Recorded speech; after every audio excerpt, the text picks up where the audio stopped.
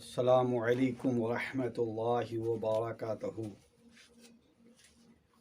الحمد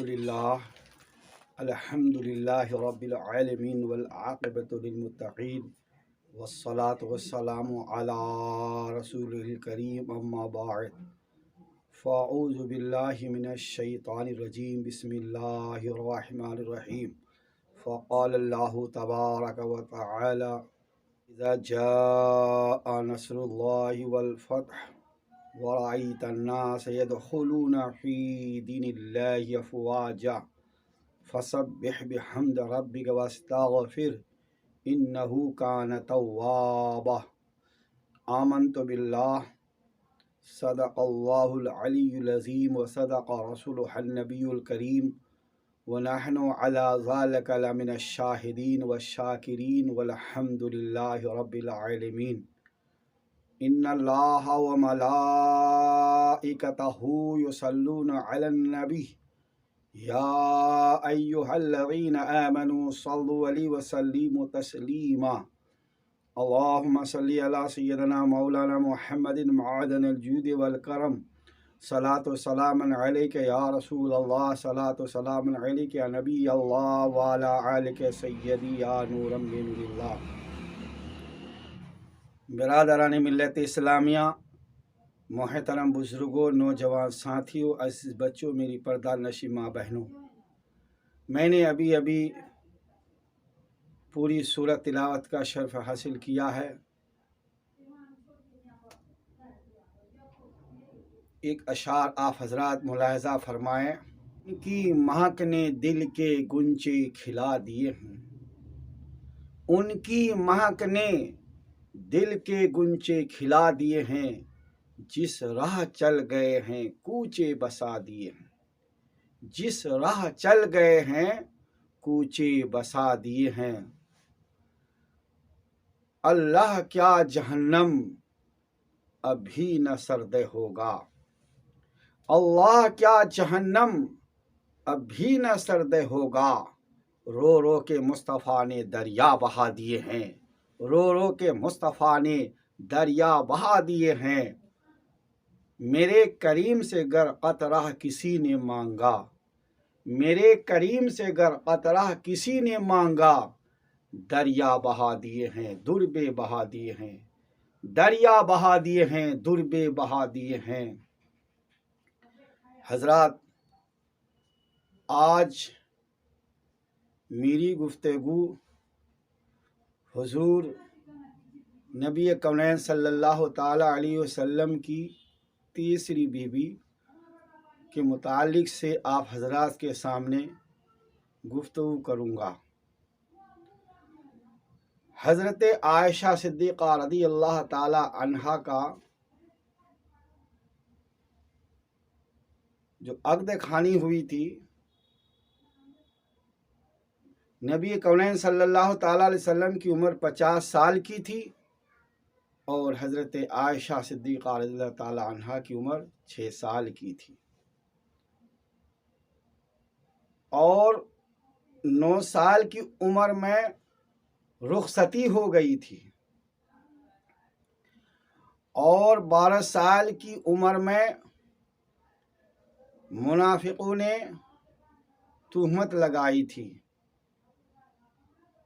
جیسا کہ حضرت زبیر رضی اللہ تعالیٰ عنہ نبی کونین صلی اللہ علیہ وسلم کے سہارو ہیں، یہ بہت بڑے دھنی، پیسہ والے، مالدار تھے،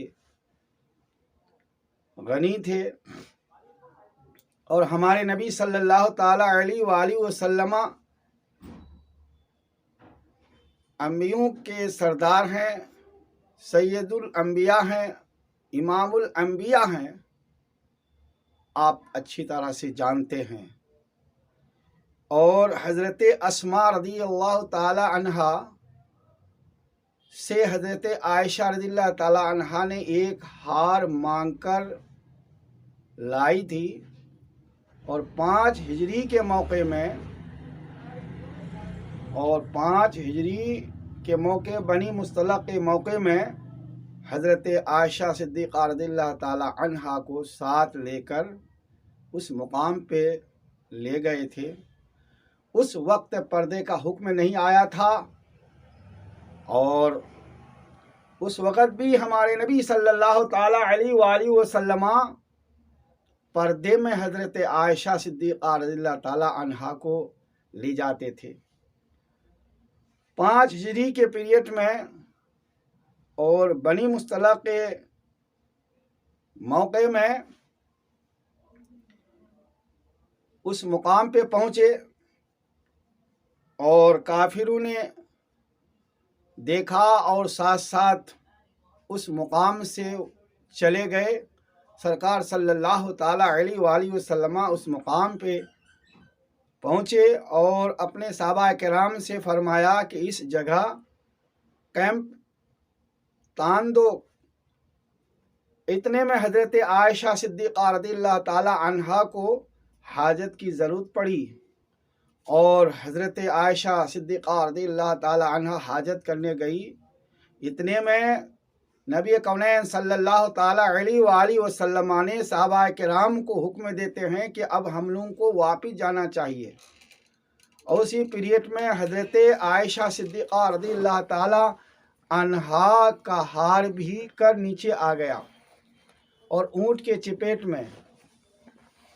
اس میں دوسری بات یہ ہے کہ جب حضرت عائشہ صدیقہ رضی اللہ تعالیٰ عنہا وہاں رک گئی، حاجت کر کے آئی، تو دیکھا کہ اب کوئی یہاں ہے نہیں۔ اس مقام پہ آئی اور چادر تان کر کے وہ لیٹ گئی، اور جب صحابہ کرام سرکار صلی اللہ تعالیٰ علیہ وآلہ وسلم چلے اور صبح کا وقت ہو گیا، اور رات میں ایک صحابی جو حضرت صفوان رضی اللہ تعالیٰ عنہ ہیں، یہ امیر رہا کرتے تھے، سرکار صلی اللہ تعالیٰ علیہ وسلم کے خاص صحابی اور امیر اسی کو بنایا کرتے تھے۔ وہ صحابی اپنے اونٹ کو لے کر واپس آئے اس مقام پہ۔ اب یہ سمجھ میں آئی کہ حضرت عائشہ صدیقہ رضی اللہ تعالیٰ عنہا کے جسم سے روح پرواز ہو گئی ہے، تو انہوں نے یہ آیت پڑھی، انا للہ و انا الیہ راجعون۔ جب حضرت عائشہ صدیقہ رضی اللہ تعالیٰ عنہا کی آنکھ کھل جاتی ہے، فوراً چادر کو سمیٹ کر وہ بیٹھ جاتی ہے۔ حضرت صفوان رضی اللہ تعالیٰ عنہا اپنی زبان سے کہنے لگے کہ صحابہ کرام سارے کے سارے چلے گئے، حضور صلی اللہ تعالیٰ علیہ وآلہ وسلم چلے گئے، میں اونٹ کو بیٹھاتا ہوں، آپ اونٹ میں بیٹھ جائیے۔ حضرت عائشہ رضی اللہ تعالیٰ عنہا چپ چاپ اونٹ میں بیٹھ جاتی ہے، اور پھر وہاں سے نکلتے ہیں، اور اتنے میں وہ ہار بھی مل گیا۔ حضرت عائشہ صدیقہ رضی اللہ تعالیٰ عنہا کو ہار مل جاتی ہے، اور صحابی مثل کچھ لوگ ایسے تھے، منافقین میں سے تھے۔ ایک طرف تو نبی کونین صلی اللہ تعالیٰ علیہ وسلم کے ہمدرد بھی تھے، اور وہ منافقانہ چال نبی کریم صلی اللہ تعالیٰ علیہ وسلم کے ساتھ تھے۔ اب 2 صحابی کو یہ معلوم ہوا، ان کے پیٹ جو صحابی تھے، صحابی نہیں بلکہ منافق تھے۔ اب جو نبی صلی اللہ تعالیٰ علیہ وسلم کی بات کو جو سمجھتا ہے تو وہ اس پر عمل کرتا ہے، تو ان دونوں منافقوں نے مدینہ منورہ کے اطراف میں، مکہ المکرمہ میں یہ بات پھیلا دی، نعوذ باللہ من ذالک، حضرت صفوان رضی اللہ تعالیٰ عنہ کے بارے میں۔ اتنے میں رئیس المنافقین کو پتہ چلا، اور انہوں نے اور بھی لوگوں کو کہا۔ پیارے مصطفیٰ صلی اللہ تعالیٰ علیہ وآلہ وسلم کو معلوم ہوا، پتہ چلا، حضرت عائشہ صدیقہ رضی اللہ تعالیٰ عنہ کے سامنے آیا اور پوچھا کہ اے عائشہ، تم سے سہون غلطی ہو گئی ہے تو توبہ کر لو۔ حضرت عائشہ صدیقہ رضی اللہ تعالیٰ عنہ نے یہ تلاوت کی سورہ یوسف کی، بسم اللہ الرحمن الرحیم، الف لام را تلک آیات الکتاب المبین، الی آخر ہی پوری آیت تلاوت کی۔ اتنے میں میرے مصطفیٰ جان رحمت صلی اللہ تعالیٰ علیہ وسلم وہاں سے اڑتے ہیں اور سیدھے میدان کی طرف جاتے ہیں اور وہاں جا کر گر گرا کر کے سجدہ ریز ہو جاتے ہیں۔ اللہ تبارک و تعالیٰ نے حضرت جبرائیل کو بھیجتا ہے۔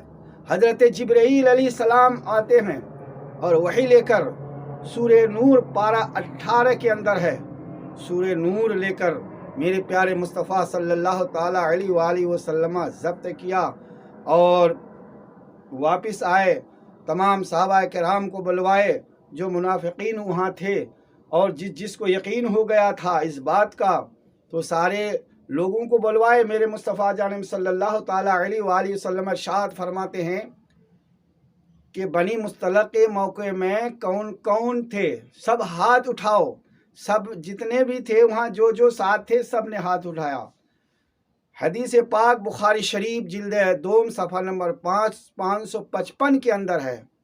میرے مصطفیٰ جان صلی اللہ علیہ وسلم 8 ان میں سے اور صحابی اور 2 صحابیہ کو سنایا کہ دیکھو اللہ کا حکم ہے، جو جانی ہے، زنا کرواتا ہے یا تہمت لگواتا ہے اس کے لیے یہ حکم ہے، اس کے لیے یہ حکم ہے۔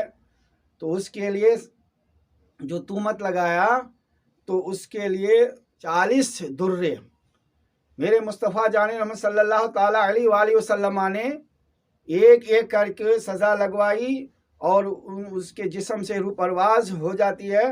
اور صحابہ کرام نے عرض کی یا رسول اللہ، کل مدینے کے لوگ کہیں گے کہ صحابہ کرام کو نبی صلی اللہ تعالیٰ علیہ وسلم نے جان سے ہلاک کروا دیے۔ تو میرے مصطفیٰ جان رحمت صلی اللہ تعالیٰ علیہ وآلہ وسلم ارشاد فرماتے ہیں لوگوں سنو، بات یوں ہے کہ یہ صحابی نہیں ہیں، یہ صحابی نہیں ہیں، یہ تو منافقین میں سے ہیں۔ یہ سمجھنے کی بات ہے۔ ان میں سے 8 مرد جو منافقین میں سے تھے اور 2 صحابیہ، ان کی لاش کو ایک ایک کر کے کچرا خانہ میں پھینکوا دیا۔ حضرات یہ تہمت والی بات تھی، آپ لوگوں سامنے میں نے جو بیان کیا ہے۔ سورہ نور جو نازل ہوئی تھی اسی لیے نازل ہوئی تھی۔ اگر اس وقت ہمارے نبی صلی اللہ تعالیٰ علیہ وسلم اس وقت بتا دیتے تو پھر یہ سورہ نور کہاں سے نازل ہوتی، کیسے نازل ہوتی، سزائیں کیسے ہوتی۔ جو قرآن میں جو صورتیں ہیں تقریباً 114 صورتیں ہیں، سورہ فاتحہ سے لے کر سورہ ناس تک۔ یہ کچھ نہ کچھ وجوہات کی بنیاد پر یہ شان نزول آپ حضرات سماعت کریں گے تو آپ کو معلوم ہوگا۔ السلام علیکم ورحمۃ اللہ وبرکاتہ۔ برادران ملت اسلامیہ، جو میری بات سن کر آپ حضرات کو معلومات ہوئی ہے، یہ باتیں لوگوں تک پہنچانے کی کوشش کریں گے، اور بارگاہ عزتی میں دعا ہے مولا کریم ہم تمام مسلمانوں کے کاروبار میں نبی کونین صلی اللہ تعالیٰ علیہ وسلم کے صدقے طفیل سے جان میں، مال میں، دکان میں ترقی عطا فرما، غیب سے رزق عطا فرما، اور بالخصوص ہم تمام مسلمانوں کو 5 نماز پڑھنے کی توفیق عطا فرما۔ جو مسلمان بیمار شیخ اللیہ کامل عاجل عطا فرما، جو مسلمان بے اولاد ہیں اسے نیک اور صالح اولاد عطا فرما، جو صاحب اولاد ہیں اسے نیک بنا۔ مولا کریم پیارے مصطفیٰ صلی اللہ تعالیٰ علیہ وآلہ وسلم کے صدقے طفیل سے ہم تمام عالم اسلام کے مسلمانوں کے چھوٹے بڑے گناہوں کو معاف فرما، اور جو مسلمان اس دنیا سے کوچ کے مغفرت فرما، جنت فردوس میں اعلیٰ سے اعلیٰ مقام عطا فرما۔ مولا کریم تو رحمان رحم فرما، تو کریم ہے کرم فرما۔ اللہم انی اعوذ بک من عذاب القبر، اللہم انی اعوذ بک من عذاب القبر، اللہم ربنا لا تجعلنا فتنة للقوم الظالمین ونجنا برحمتک من القوم الکافرین۔ الغیاث یا غوث اعظم، الغیاث یا غوث ثقلین، الغیاث یا شیخ محی الدین، الغیاث یا سیدی عبد القادر یا شیخ عبد القادر جیلانی شیئا للہ مدد باذن اللہ، یا غوث المدد، یا غوث المدد، یا غوث المدد۔ اللہم ربنا آتنا فی الدنیا حسنۃ وفی الآخرۃ حسنۃ وقنا عذاب النار۔ حق لا الہ الا اللہ محمد رسول اللہ صلی اللہ تعالی علیہ وسلم۔